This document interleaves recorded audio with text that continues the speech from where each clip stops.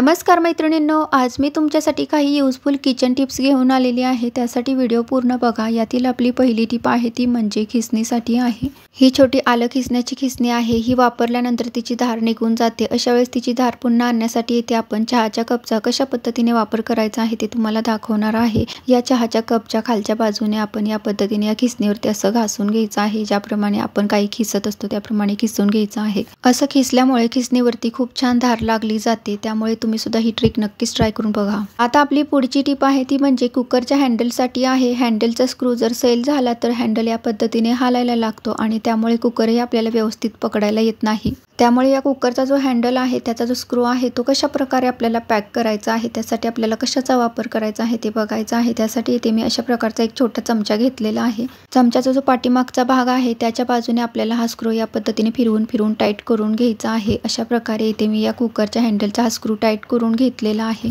त्यामुळे तुमच्याकडे सुद्धा असा छोटा चमचा असेल तर कुकरचा हँडलचा स्क्रू टाईट करण्यासाठी त्याचा वापर तुम्ही या पद्धतीने नक्कीच करून बघा। आता मी तुम्हाला ओलं खोबरं काढून झाल्यानंतर जी अशी शिल्लक राहिलेली नारळाची करवंटी असते त्याचा उपयोग कशा प्रकारे करायचा आहे ते दाखवणार आहे। खूप सुंदर असा उपयोग इथे आपण बघणार आहोत।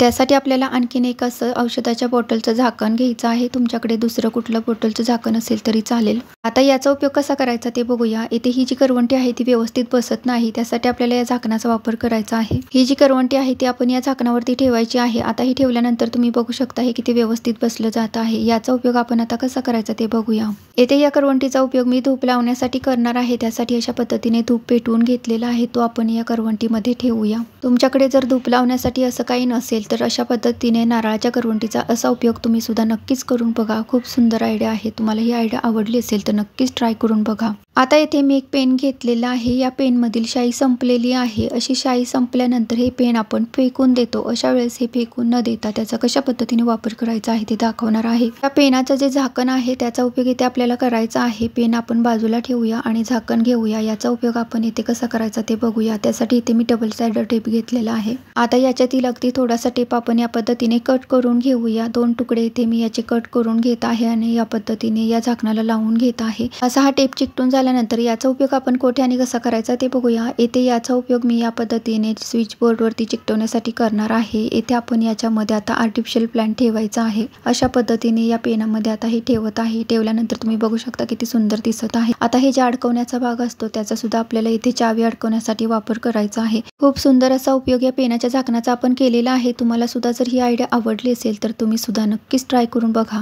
आता इथे मी लोणच्याची भरणी घेतलेली आहे। याच्यामध्ये अगदी थोडंसंच लोणचं राहिलेलं आहे आणि ते थोडं असं खराब सुद्धा झालेलं आहे। आणि अशा वेळेस जर आपल्याला ही लोणच्याची भरणी आता स्वच्छ करायची असेल तर ही लोणच्याची भरणी आपण असंच पाणी घालून स्वच्छ करण्याचा प्रयत्न केला तर ती पटकन स्वच्छही होत नाही। त्यासाठी आपल्याला कुठली ट्रिक करायची आहे ते आता आपल्याला बघायचं आहे। ही लोणच्याची भरणी स्वच्छ करण्यासाठी खूप सुंदर अशी ट्रिक करायची आहे। त्यासाठी इथे मी टिश्यू पेपर घेतलेला आहे। या टिश्यू पेपरची या पद्धतीची घडी करून त्याचा गोळा करायचा आहे आणि हा गोळा आपण या भरणीमध्ये टाकायचा आहे। टिश्यू पेपरचा गोळा भरणीमध्ये घातल्यानंतर याच्यामध्ये आता आपल्याला गरम पाणी घालायचं आहे। अगदी थोडंसंच घातलेलं आहे। थोडंसं गरम पाणी घालून झाल्यानंतर आता आपल्याला भरणीला झाकण लावून घ्यायचं आहे। झाकण लावून झाल्यानंतर या पद्धतीने भरणी आपल्याला सर्व बाजूने व्यवस्थित अशी हलवून घ्यायची आहे। टिश्यू पेपरचा गोळा घातल्यामुळे सर्व बाजूचं लोणचं सहज निघलं जातं। त्यासाठी येथे मी टिश्यू पेपरचा वापर केलेला आहे। तुम्ही न्यूजपेपरचा सुद्धा वापर करू शकता। आता हे स्वच्छ केलेलं भरणीतील जे लोणचं आहे ते आपण या पद्धतीने बेसिंगमध्ये घालून घेऊया। आता याच्यातील एक्स्ट्राचं पाणी काढून झाल्यानंतर ते आपण बाजूला काढून घेऊया। आता ही भरणी जी आहे ती आपल्याला स्वच्छ घासून घ्यायची आहे। त्यासाठी येथे मी स्क्रबरवरती अगदी थोडंसं डिश लिक्विड घेत आहे। आता हे डिश लिक्विड आपण या स्क्रबरला व्यवस्थित असं लावून घ्यायचं आहे। या पद्धतीने त्याचा फेस करून आपण ही भरणी या पद्धतीने आतून आणि बाहेरून घासून घ्यायची आहे।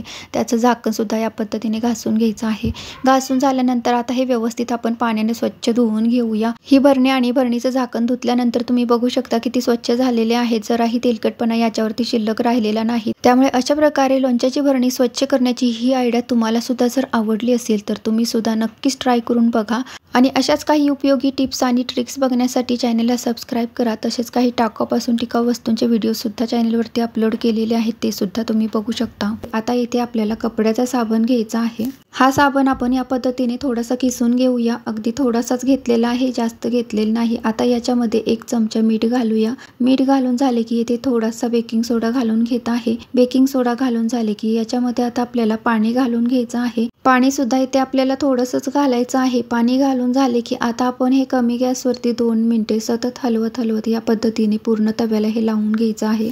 गॅस इथे कमी ठेवून आपल्याला हे पूर्ण तव्याला अशा पद्धतीने व्यवस्थित असं लावून घ्यायचं आहे। आता मी गॅस बंद करून घेतलेला आहे। आता हा गरम तवा असतानाच तो आपल्याला घासून घ्यायचा आहे। घासण्यासाठी इथे मी तारेची घासणी घेतलेली आहे। असा हा तेलकट झालेला तवा स्वच्छ करण्यासाठीची ही ट्रिक होती। तुम्हाला सुद्धा जर ही ट्रिक आवडली असेल तर तुम्ही सुद्धा नक्कीच ट्राय करून बघा। अशा पद्धतीने तवा आपला घासून झालेला आहे। किती काळपटपणा इथे निघालेला आहे ते बघा। आता हा तवा स्वच्छ धुवूया। धुतल्यानंतर तुम्ही बघू शकता तवा किती स्वच्छ झालेला आहे। जराही कुठे याच्यावरती तेलकटपणा शिल्लक राहिलेला नाही। त्यामुळे तुम्हाला सुद्धा ही आयडिया आवडली असेल तर नक्कीच ट्राय करा। गुड नाईट लिक्विड बॉटल पासून खूप सुंदर अशी वस्तू बनवून दाखवणार आहे आणि तुमच्याकडे जर अशा रिकाम्या झालेल्या बॉटल्स असतील तर तुम्ही सुद्धा त्या टाकून न देता त्याचा असा वापर नक्कीच करा। आता या दोन्ही बॉटलमधील ज्या कांड्या आहेत त्या आपण काढून घेऊया। याच्या आतील ही झाकणं आपण अशा पद्धतीने काढून घ्यायची आहेत। येथे मी दोन्ही बॉटलची ही झाकणं काढून घेतलेली आहेत। आता हे आपल्याला लागणार नाही तर ते आपण बाजूला ठेवून देऊया। येथे आपल्याला फक्त या 2 बॉटल लागणार आहेत। याचा उपयोग आपण कशा पद्धतीने करायचा आहे ते बघूया। या बॉटल आपल्याला डेकोरेट करायच्या आहेत। त्यासाठी इथे मी कलर करणार आहे। कलर करण्यासाठी एक्रिलिक कलर्स घेतलेले आहेत। ब्लॅक आणि रेड घेतलेला आहे। तुम्हाला इथे जो कलर घ्यायचा आहे तो घेऊ शकता। आता ब्रशच्या साहाय्याने आपण या बॉटलला कलर करून घ्यायचा आहे। या पद्धतीने दोन्ही बॉटलला आपण कलर्स करून घेणार आहोत। अशा पद्धतीने एका बॉटलला मी रेड कलर करून घेतलेला आहे। आता दुसऱ्या बॉटलला सुद्धा आपण ब्लॅक कलर करून घ्यायचा आहे। दोन्ही कलर आपण बॉटलला करून घेतलेले आहेत। आता आपल्याला हे कलर सुकवून द्यायचे आहेत। कलर सुकलेले आहेत। कलर सुकल्यावरती आता याच्यावरती आपल्याला डिझाईन करायची आहे। त्यासाठी इथे मी 3D कलर्स घेतलेले आहेत। याच्या साहाय्याने आपण याच्यावरती आता डिझाईन करणार आहोत। तुमच्याकडे जर असे कलर्स नसतील तर एक्रेलिक कलरने सुद्धा याच्यावरती तुम्ही ब्रशने डिझाईन करू शकता। अशा पद्धतीने मला जी डिझाईन आवडते ती डिझाईन मी इथे करून घेत आहे। तुम्हाला जशी डिझाईन आवडते तशी डिझाईन तुम्ही करू शकता। या पद्धतीने अगदी सिंपल अशी सुंदर डिझाईन या बॉटलवरती मी करून घेणार आहे। तुम्हाला जशा डिझाईन्स करायच्या असतील तशा तुम्ही करू शकता। आता दुसऱ्या बॉटलवरती सुद्धा आपण याच पद्धतीने वेगवेगळ्या प्रकारची डिझाईन करणार आहोत। या पद्धतीने इथे मी दोन्ही बॉटलवरती खूप छान अशा साध्या सिंपल डिझाईन करून घेतलेले आहेत। या पद्धतीने कलर करून झाल्यानंतर हे कलर आपल्याला सुकवून घ्यायचे आहेत। कलर सुकल्यानंतर या बॉटल आपण कशा पद्धतीने वापरायचे आहे ते बघूया। आता या बॉटलमध्ये आपण पाणी घालून घेऊया। अशा प्रकारे दोन्ही बॉटलमध्ये पाणी भरून घेतलेलं आहे। आता याच्यामध्ये मी स्पायडर प्लांट लावणार आहे। छोटासा प्लांटर म्हणून या बॉटलचा वापर आपण इथे करणार आहोत। तुमच्याकडे जर मनी प्लांट असेल तर ते सुद्धा तुम्ही याच्यामध्ये लावू शकता। अशा प्रकारचे छोटेसे प्लांटर म्हणून आपण या बॉटलचा वापर केलेला आहे। आता तुम्ही याच्यामध्ये हे प्लांट लावल्यानंतर तुम्ही बघू शकता या बॉटल किती सुंदर दिसत आहे। अगदी विकतच्या सारखे दिसणारे असे छोटेसे प्लांटर्स आपण घरच्या घरी बॉटलपासून तयार केलेले आहेत।